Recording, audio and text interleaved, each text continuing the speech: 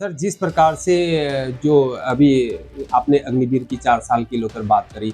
अग्निवीर की जो है 4 साल की सर्विस है और उसमें ये कहा गया है कि 50% जो है हम लेंगे और 50% को आउट करेंगे। लेकिन सरकार जो है ये भी बीच में ये सुनने आया था इलेक्ट्रॉनिक मीडिया और प्रिंट मीडिया से कि सरकार जो है इसमें जो है इससे प्रतिशत बढ़ा सकती है।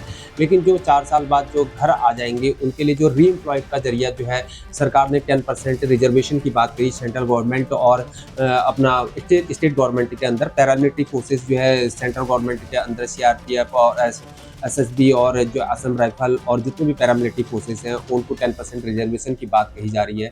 लेकिन जो स्टेट गवर्नमेंट के अंदर भी 10% रिजर्वेशन की बात की गई। लेकिन नॉन बीजेपी गवर्नमेंट जो स्टेट में जिसमें नॉन बीजेपी गवर्नमेंट है उसमें क्या गारंटी है कि वहाँ पर अपोजिशन वाली गवर्नमेंट है और क्या गारंटी है कि उनको जो है रीएम्प्लॉय के लिए जो है वहाँ पर रिजर्वेशन मिल पाएगा। अग्निवीर जो आपका जो 50% बोल रहे हैं, जो अभी सरकार द्वारा गाइडलाइन है उसमें 25% ऐसा कुछ है शायद। हाँ। 25% बोला है, अभी 50% के रेट चल रहा है। हाँ। इस पे अभी थोड़ा सोशल मीडिया इस मीडिया में ये चीज़ें चली हैं, मगर जो वो अभी फिलहाल क्या है 25 वो लोग रेगुलर करेंगे। उसका करने का भी जो अभी सिस्टम सामने आ रहा है, नज़र आ रहा है कि वो सारे जितने भी अभी अग्निवीर गए हैं वहाँ पे वो एक बार फिर सभी घर आएंगे और फिर उसमें से 25% उन लोगों को जो उनको लगेंगे कि इनका डिसिप्लिन ठीक है, इनका बहुत बेहतरीन है।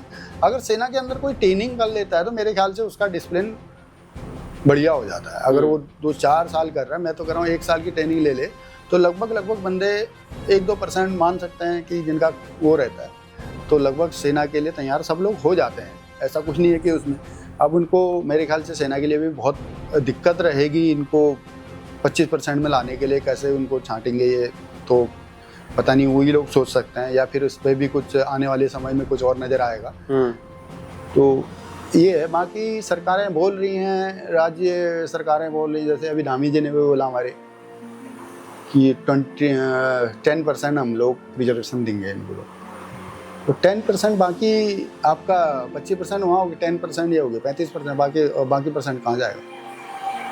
ये भी थोड़ा एक सवाल आता है। चलो स्टेट गवर्नमेंट में कुछ लोग आ जाएंगे तो फिर भी 50% तो बचेंगे ना, तो इस हिसाब से तो थोड़ा दिक्कत आएगी आने वाले समय में। अब देखो सरकार उसको कैसे मैनेज करती, कैसे क्या करती, वो उनका अपना है। जब इतनी बड़ी योजना वो लेके आए तो मैनेज भी कर लेंगे वो। बाकी भाई जिन राज्यों में सरकार नहीं है उन राज्यों में थोड़ा टफ रहेगा। टफ इसलिए क्योंकि मानेगी नहीं सरकार, मानेगी अगर गवर्नमेंट कांग्रेस की है, कांग्रेस क्यों उनको करेगी? कांग्रेस देगी तो फिर उनको फायदा होगा, या तो फिर वो अपने हिसाब से वो करेंगे, उसको कर भी सकते हैं, करेंगे। क्या पता वो 10% नहीं, वो क्या 50% भी दे सकती है, 20% भी दे सकती है ना। सर, आपको नहीं लगता है इस पर जो है एक अलग से कानून पारित होना चाहिए, संसद के द्वारा जो है बिल पारित होना चाहिए कि जो है ऑल इंडिया के अंतर्गत जो है 10% रिजर्वेशन लागू रहेगा, स्टेट भी उसमें इंक्लूड होंगे, चाहे पर नॉन बीजेपी गवर्नमेंट हो उनके लिए जो है कंपलसरी होगा। होना चाहिए। ये तो बहुत जरूरी है। मैं बोलना चाह रहा था आपसे, ये अगर उधर से संसद से अगर ये पास हो जाता तो सबको मानना पड़ेगा, उस चीज़ को करना पड़ेगा। नहीं तो वही है, वही सरकारें अपनी चलाएंगी, अपने सिस्टम से चलेंगे, क्योंकि जहाँ उनको जो भी है, हर आदमी अपना फ़ायदा देखता है, अब फायदे के हिसाब से काम करेंगे। सर, जिस प्रकार से एक इंडियन आर्मी के अंतर्गत एक सोल्जर होता है वैसे एक अग्निवीर है, 4 साल की ट्रेनिंग करेगा, उसके बाद वो घर आ जाएगा। लेकिन पढ़ाई का जो है ध्यान जो है उसका बढ़ जाता है, क्योंकि 24/7 आवर्स जो है फौज के अंदर ड्यूटी करता है। जैसे कि मैं भी एक एक्स सर्विस मैन हूँ, तो मुझे याद है अभी भी जो है मैं 3 बजे उठता था। जब मैं सीनियर बन गया था तब भी 4 बजे उठता था, सीनियर बनने के बाद थोड़ा सा 4 बजे उठता है, लेकिन जवान जो है 4 बजे 3 बजे ऐसे उठ जाता है। तो यूँ कहा जाए कि उसको बैठने के लिए जगह नहीं मिल पाती है। तो 4 साल तो अपने गेम्स में और इधर फील्ड में, फेंस में इत्यादि में वो अपनी ड्यूटी लगा लेगा, तो उसको स्टडी का टाइम नहीं है। मेरा पॉइंट यहाँ पर ये है कि जिस प्रकार से जब वो रिटायर होगा तो जब एग्ज़ाम के लिए वो बैठेगा, किसी भी एग्ज़ाम के लिए बैठेगा, तो उसका जो पेपर है एग्ज़ाम पेपर, क्या वो सिविलियन जो लड़का है उसी के बराबर उसका एग्ज़ाम पेपर होगा, या उसको किस प्रकार से तय किया जाएगा कि वो वहाँ पर जो है कॉम्पिटिशन को जो है फाइट कर पाएगा? क्या सरकार जो है उनके लिए किस प्रकार से यहाँ पर जो है रिजर्वेशन कर पाएगी? ये तो बहुत सोचनीय विषय है। सरकार के लिए भी और हम लोगों के लिए भी, क्योंकि जब एक सिविल में बंदा कंटिन्यू उससे जुड़ा हुआ है, पढ़ाई से जुड़ा हुआ है, तो वो बंदा तो एक सही स्थिति में जाएगा। क्योंकि यहाँ तो सब डाइवर्ट हो जा रहा है ना, इधर कुछ कई चीज़ें ऐसी हैं जो बिल्कुल डाइवर्ट, और फिर समझ दे ही नहीं पाएगा। पढ़ाई को तो बिल्कुल समझ देगा, पढ़ेगा भी तो वो हथियारों के बारे में पढ़ेगा, जो फोन से रिलेटिव जो भी सामग्री है उसके बारे में देखेगा। तो यहाँ तो उसका, यहाँ पे सरकारों ने, जो मेरा मानना है, यहाँ पे सरकारों ने जैसे हम लोगों को अभी रिजर्वेशन मिलता है उसी टाइप से उनका अलग से एक वो होना चाहिए, एक अलग से एक सिस्टम बनना चाहिए, उसके अंदर का उनका अलग से टेस्ट होना चाहिए। जैसे अभी होता है, जैसे अब अभी कोई रिटायरमेंट आ गया तो हमारे पूर्व सैनिकों के लिए एक कोटा बना हुआ है, सेम उनके लिए भी एक कोटे के तहत उसी में से उन लोगों को लेना चाहिए। जो सर थोड़ा सा पॉलिटिक्स की ओर जाते हैं, थोड़ा सा अपोजिशन पार्टी हमेशा ये कहा करती है कि जो अग्निवीर है उनकी जो है ट्रेनिंग 6 महीने की ट्रेनिंग है या उनकी ट्रेनिंग कम है, जबकि जो है पहले रिक्रूटमेंट होता था उनके 9 महीने की ट्रेनिंग, इवन जो है 1 साल तक लग जाता था कहीं पर। मैं खुद हूँ, मैंने 1 साल की ट्रेनिंग ली है, कम से कम मुझे 12 महीने लग गए थे, इवन ज़्यादा मुझे जो है पलटन में जाने तक इतना ज़्यादा टाइम लग गया था। तो वैसा होता था पहले। तो उस प्रकार से जो है अपोजिशन पार्टी करती है कि उनको जो है अच्छी ट्रेनिंग नहीं मिल पाती है। आपका इस बारे में क्या कहना इस बारे में क्या कहना आपका? क्या वो एक रेगुलर सोल्जर जो पहले होता था और जो अभी अग्निवीर बन के जो है पलटन में जा रहा है, अपनी बटालियन में जा रहा है, क्या उन दोनों में क्या डिफरेंस हो सकता है या कोई ऐसे डिफरेंस की ज़रूरत नहीं है, अंतर नहीं दिखाई देता? अंतर तो काफ़ी अंतर आएगा, क्योंकि जहाँ 9 महीना तो वहाँ 6 महीना, तो 3 महीने का तो सीधा अंतर इधर हो जाता है। और जहाँ सीखने का समय होता है, जहाँ की एक परिपक्व होता है सैनिक, तो वहाँ हम लोग क्या है कि वहाँ पर ट्रेनिंग ख़त्म कर दे रहे हैं अपनी, है नहीं। और 6 महीना जो ये तो बेसिक ट्रेनिंग है, हम बेसिक ट्रेनिंग ले पा रहे हैं वहाँ पे। और उसके बाद जो घर आ जा रहे हैं, चलो उनका तो एक बार के लिए हम मानते हैं, मगर जो सेना में कंटिन्यू रहेंगे उनके लिए काफ़ी दिक्कतें आएंगी, क्योंकि उनको फिर बहुत ज़्यादा वहाँ पे क्या है, जो यूनिटें हैं उनको काफ़ी ट्रेनिंग देनी पड़ेगी, काफ़ी समय उनके पास देना पड़ेगा इस चीज़ के लिए। तो इस ढंग से ये थोड़ा मैनेज हो सकता है, नहीं तो दिक्कतें रहेंगी रेगुलर। और सर आजकल के जो युवा हैं, आजकल के युवाओं के लिए जो है आपके क्या विचार हैं कि वो देशभक्ति के प्रति अपने देश के लिए किस प्रकार से सजग हो सकते हैं, वफादार हो सकते हैं, और अपने देशभक्ति, अपने देश के लिए जो है प्रेम के लिए, जो अपने फ़र्ज को समझने के लिए जो किस प्रकार से अपने युवाओं को जो है आप मार्गदर्शन दे सकते हैं? मार्गदर्शन सर, मेन तो सबसे बड़ी बात है जिस चीज़ पे मैं चला हूँ, सबसे पहले अगर नशे से अगर दूर रहे बच्चा। नशा एक ऐसी चीज़ है, वो तो पूरा ही नाश कर दे रहा है, पूरा सिस्टम, पूरा क्षेत्र को नाश कर रहा है, राज्य को नाश कर रहा है, देश को भी नाश कर दे रहा है। तो नशे से हम लोगों को क्या है, इस पे सरकार ने भी थोड़ा बहुत इस पे विचार करना चाहिए, सरकार भी इस पे थोड़ा ध्यान दे। नशा अगर हमारे युवाओं में नशा, तो हमारी युवा पीढ़ी तो पूरी खत्म होते जा रही है। कहाँ देशभक्ति भर पाएंगे हम उनके अंदर? वो तो 20 साल 25 साल 20 साल के अंदर तो पूरा खत्म हो जा रहा है, 25-26 साल में तो बिल्कुल खत्म, सिस्टम ही खत्म हो जा रहा है उनका। तो इसमें क्या है कि जो नशा है, ये बाहरी देशों का भी इसमें बड़ा हाथ है। बाहरी देश भी इसमें काफ़ी इन्वॉल्व हैं कि इंडिया को कैसे ख़त्म किया जाए, है नहीं। तो हमारी युवा पीढ़ी के लिए नशे की बड़ी व्यवस्था बाहर बूर से आ रही है। जैसे हमारा ही है, कई बार यहाँ पे हमारा पुलिस प्रशासन ने हम पूर्व सैनिकों को यहाँ पे चौपाल के थ्रू, नाइट चौपाल, जो रात की इनकी चौपाल लगती है, या अलग ढंग से उनने कई ढंगों से उनने हमको बोला कि हम लोगों का साथ दो। हमने दिया भी साथ, और देते हैं, हमेशा हम उनके साथ पे रहते हैं। तो कई बार हमने बात भी करी उनसे।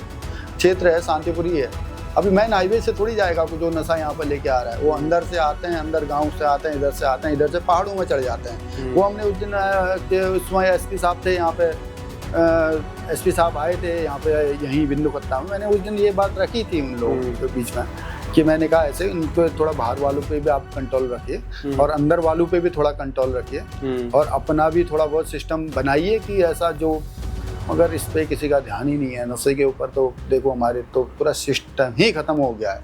हर घर में एक न एक नशेड़ी पड़ा हुआ है, हर घर में एक नशेड़ी ऐसा है जिसने पूरा परिवार का सिस्टम खत्म करके रखा है।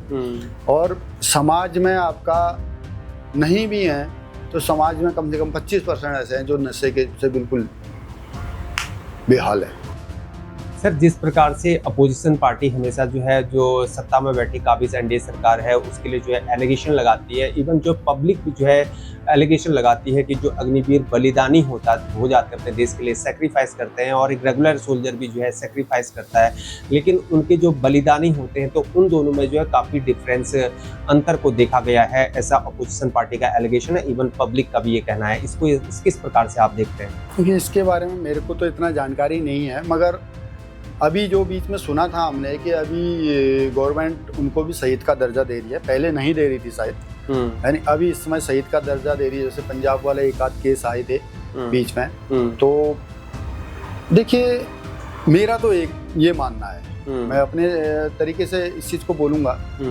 मेरा ये तरीका है, देखिए जब शहीद होता है, शहीद 1 साल के अंदर रेगुलर आर्मी का भी शहीद हो रहा है और 1 साल के अंदर अग्निवीर भी शहीद हो रहा है, तो शहीद में कहाँ ये रह गया कि तुम अंतर डालो उसमें? भाई वो भी सेम जगह पे जा रहा है, वो भी ग्लेशियर में शहीद हो रहा है, वो भी JNK में शहीद हो रहा है, वो भी आपका क्या कहते आसाम में, मणिपुर में, वो भी वहीं शहीद हो रहा है, उसी जगह पे वो नौकरी कर रहा है नहीं? तो उसमें अंतर डालने की तो सरकार की ऐसी कोशिश होनी नहीं चाहिए। उसको शहीद का दर्जा मिलना ही चाहिए, पूरा जितना एक रेगुलर आर्मी को मिलता है उतना ही उसको भी दर्जा मिलना चाहिए, ये मेरा मानना है।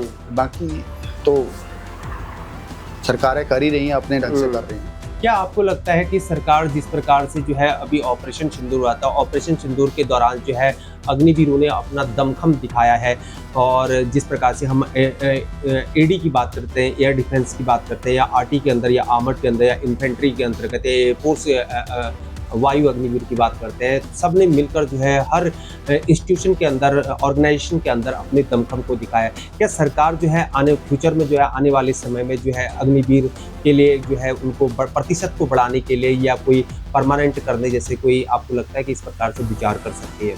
विचार करना चाहिए, करेगी सरकार, ऐसी बात नहीं, लगता है हमें होगा, और विचार करना चाहिए। अगर नहीं भी करती है तो करना चाहिए विचार, क्योंकि भाई जरूरत तो है, हाँ जरूरत है सेना की, तो उस पर विचार होना चाहिए। और कहाँ से आएंगे आने वाले दिन, आने वाले समय में चलाने हैं, हथियार चलाना है, सब कुछ सिस्टम तो वही है ना।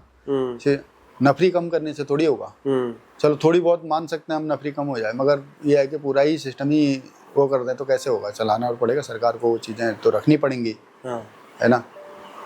ये है, सरकार इस पे करेगी, कुछ ना कुछ करना पड़ेगा, सरकार को करना पड़ेगा, क्योंकि भविष्य में जरूरत है। बीच में ये सुनाई दे रहा था सर, जैसे कि पंजाब के अंतर्गत ये सुनाई दे रहा है कि अग्निवीर में भर्ती होने के लिए जो है वहाँ पर संख्याओं में कमी आ चुकी है, ऐसा प्रिंट मीडिया में मैं पढ़ रहा था, इलेक्ट्रॉनिक मीडिया में भी मुझे जो है सुनाई दे रहा था इस प्रकार से।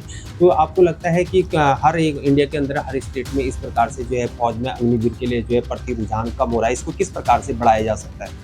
फिलहाल पहले तो काफ़ी ये चीज़ें देखने को मिली थी, जो मेरा जो एक्सपीरियंस है, पहले काफ़ी चीज़ें मिली थी, मगर अभी क्या है, लोग बाग को ये लग रहा है कि यार ऐसा है कि हम लोग सेना में 4 ही साल तो करना है, 4 साल करके चलो हमारे पास 20-30 लाख रुपए आ जाएगा, कुछ नहीं तो अपना आके कोई कोर्स से कर लेंगे। जिसके पास पैसा नहीं है वो सोच रहा है कि कोर्स से कर लेंगे, हम लोग आके कुछ न कुछ वो कर लेंगे, मगर इस टाइप से भी लोग जोड़ रहे हैं, ये नहीं कि 100% वो इस टाइप से भी जोड़ रहे हैं और जा रहे हैं।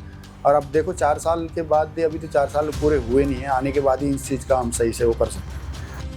सर, जिस प्रकार से भारत सरकार ने जो है यहाँ पर हम जिस एक डेमोक्रेटिक कंट्री में रह रहे हैं और हमें जो है राइट टू स्पीच के अंदर जो है बोलने का अधिकार दिया गया है, उसी प्रकार से मैं आपसे ये पूछना चाहूँगा कि अगर सरकार को आप सजेशन देना चाहते हैं तो क्या सजेशन देना चाहेंगे? हम तो पहले भी बताया था, मैं तो पहले सही नहीं लगा था, उस समय हम लोग गए थे तो शायद मेरे ख्याल से जिस समय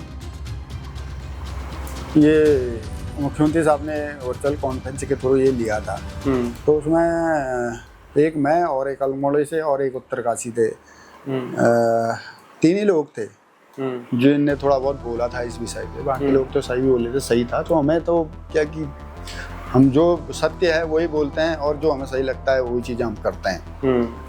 तो मैंने उस समय ही बोला था इस पे कि थोड़ा इस पे एकदम से आप स्टेप ले रहे हैं, तो इसको हल्के हल्के करके भी ये हो सकता है, जैसे कुछ इनोटें कर दी, कुछ ये कर दिया, कुछ ऐसे करके इसको ट्राई किया जाए। और बाकी सजेशन तो सरकार को क्या देने हैं, सब ठीक है, बढ़िया है, चल रहा है। देशभक्ति का एक जज्बा बंदों के अंदर आ रहा है, ऐसी बात हो रहा है। अगर आप युवाओं को, अगर कोई अपना युवाओं को किस प्रकार से प्रेरित करना, युवाओं के लिए आप क्या संदेश देना चाहते हैं जो आजकल के युवा हैं? जिस प्रकार से आपने पहले भी बात करी थी, नशा की बात करी थी और देश के लिए जो है समर्पित होने की बात करी है, तो इस प्रकार से आप किस प्रकार से युवाओं को संदेश देना चाहते हैं? युवाओं को मेरा तो एक ही संदेश है, सबसे पहले आप, अगर आप लोगों को मौका मिल रहा है तो 4 साल आप इंडियन आर्मी को देखें। अगर आप 4 साल इंडियन आर्मी को देखेंगे तो आपको पूरा सिस्टम पता लगेगा, पूरे समाज में आप हर आदमी की इज्जत करेंगे, हर आदमी को सम्मान की नज़र से देखेंगे और काम करने के तौर तरीके आपके बदल जाएंगे और सबकी इज्जत करेंगे और एक डिसिप्लिन में आप लोग रहेंगे। कहीं उसके बाद आने के बाद भी आप घर आते हैं तो एक डिसिप्लिन आपके अंदर परमानेंट के लिए वो बना रहेगा, जैसे एक सैनिक के अंदर बनता है वो आपके अंदर बनेगा। देशभक्ति की एक भावना आपके अंदर परमानेंट के लिए बनी रहेगी। तो इसलिए हर युवा से मैं एक ही निवेदन करूंगा कि आप सबसे पहले अपने 4 साल सेना को दें।